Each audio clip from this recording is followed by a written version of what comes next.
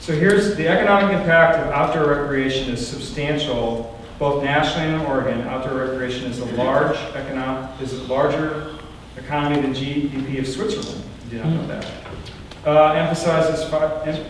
Employs 5 times as many Americans as Apple. However, regulation that protects clean water, air, or access to healthy outdoors are still attacked as bad for the economy in Salem. How can we reframe the debate around the economic impact of a healthy environment?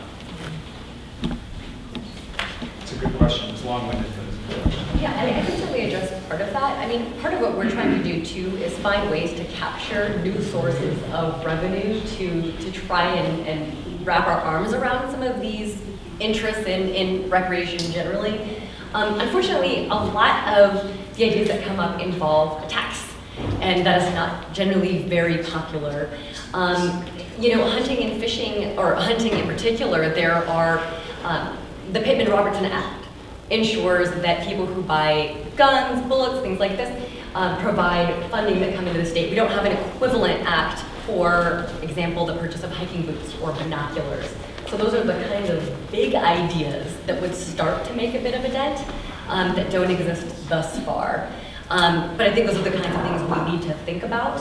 I know a lot of people in the conservation community would love to pay into the system, would love to be part of this.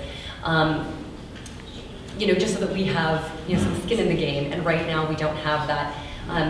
Being able to capitalize on, again, our purchases of wildlife-related